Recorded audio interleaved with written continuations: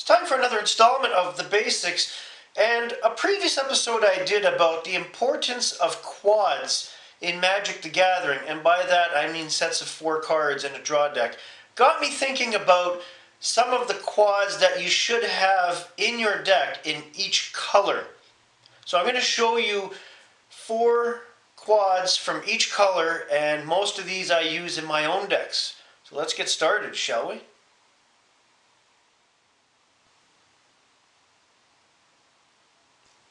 Wow, Magic cards! Now, keep in mind, I'm not saying you have to use these quads. I'm just saying that these are good quads that I would suggest that you at least use a couple of in your decks. They have worked for me over the years and worked well. So, starting with black, you have Crypt Cobra, which is a 3/3 creature. If Crypt Cobra attacks and is not blocked, defending player gets a poison counter. If any player has 10 or more poison counters, he or she loses the game. That's an amazing card to have in a deck, and it only costs 4 to bring out. Raise the Dead, for obvious reasons. Bring 1 creature back from your graveyard to your hand. Dark Ritual, if you don't have this in a black deck, just why would you not? Because you need that boost to your mana pool sometimes. And finally, Wall of Shadows. Yes, it's only a 0/1, but damage dealt to Wall of Shadows by creatures it blocks is reduced to 0.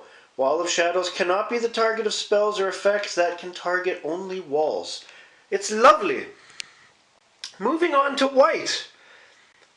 Helionaut. Yes, it's only a 1/2 creature, but it has flying, and you can add 1 mana of any color to your mana pool. Reviving Dose. You gain 3 life, and then you draw a card. What's not to like? Demystify, very simple, destroy target enchantment. White is good for this.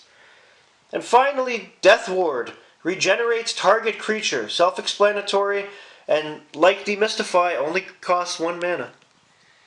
Next up is green. Spined Worm. Now it's a 5/4, and yes, it costs 5 to bring out. I could have used another worm that costs a hell of a lot more to bring out, but you get the idea. You're not going to bring this out right away in your deck, but to have these start coming out, especially if you've based a deck on worms like I have, comes in very handy. Giant Growth. Target creature gets +3/+3 until end of turn, which leads me into Craw Worm. 6/4, costs 5 to bring out. You have to understand that my green deck is built on worms and giant spiders, so when you put Giant Growth, if you have at least 1 quad of that, if not a second quad, you're going to do some serious damage to your opponent. And finally, Verdigris, destroy target artifact, very important in a green deck. Next we move on to blue. We start with High Tide, only costs 1 to bring out. Until end of turn, all islands produce an additional mana when tapped. Lovely.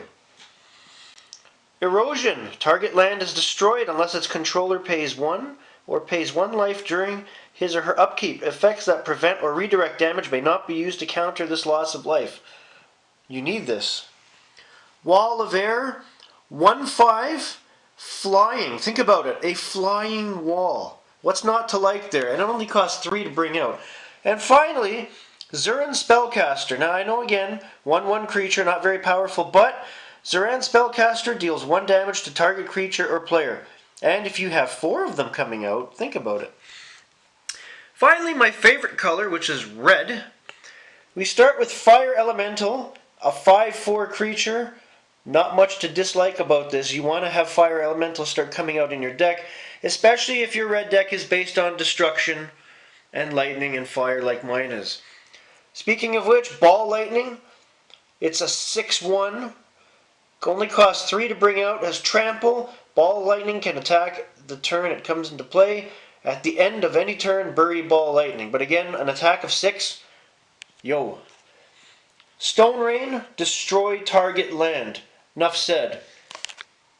Incinerate. Incinerate deals 3 damage to target creature or player. No creature damaged by Incinerate can regenerate this turn. Only costs 2 to bring out. Red has a few cards that do just that type of thing, but some of them cost a lot more than 2. Therefore, Incinerate is the best option to go with. These are all great quads, and I would highly recommend putting them in your deck if you don't have them already. Now, that all being said, I know someone out there is going to start saying, oh, there's cards in each color that do more than that. That would be better to have in your deck as quads.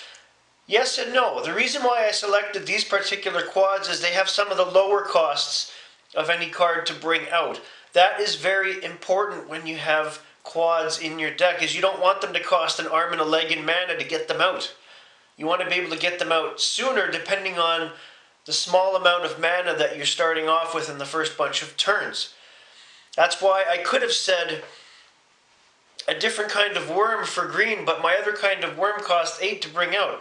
Are you going to have a quad of that? Probably not. These are the easiest to bring out. They have some of the lowest costs, but they still do a tremendous amount for you in the game depending on which color deck you're using. That's all for today. Have a great day, everybody.